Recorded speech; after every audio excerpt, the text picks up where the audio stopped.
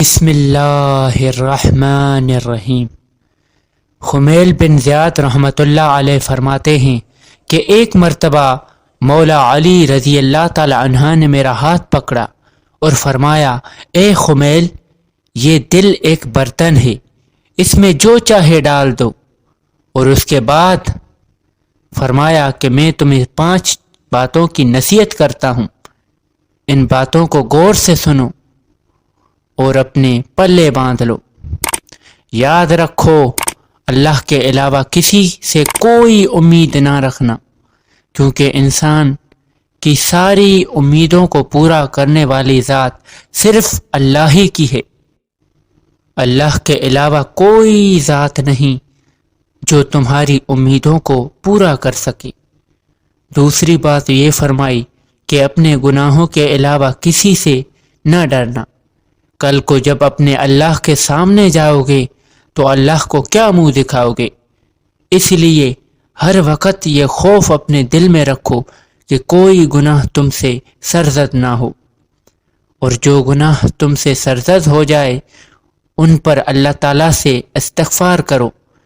تیسری نصیحت میرے مولا نے یہ فرمائی کہ اگر تم میں سے کوئی ایسی بات پوچھی جائے جس کا تمہیں علم نہ ہو تو یہ کہتے ہوئے نہ شرمانا کہ میں نہیں جانتا۔ برعکس دوستوں، آج ہمارا حال بھی یہی ہے کہ بہت سارے لوگ ایسے ہیں جو کہ ایک چیز کے بارے میں نہیں جانتے پھر بھی تکے لگانا شروع کر دیتے ہیں۔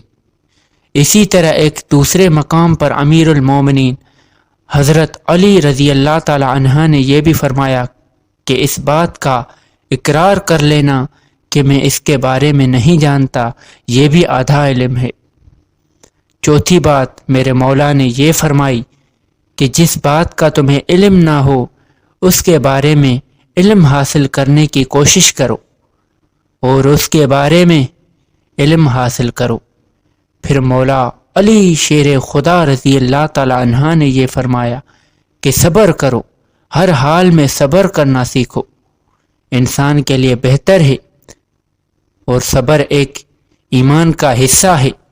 بلکہ یہاں تک فرمایا کہ صبر کا مقام ایمان میں اس طرح ہے جیسے کہ بدن میں سر کا مقام ہے۔ اس بات سے معلوم ہوا کہ صبر کا ایمان کے ساتھ بڑا گہرا تعلق ہے۔ اس لیے ہم کو چاہیے کہ ہم صبر کا دامن کسی حال میں نہ چھوڑیں۔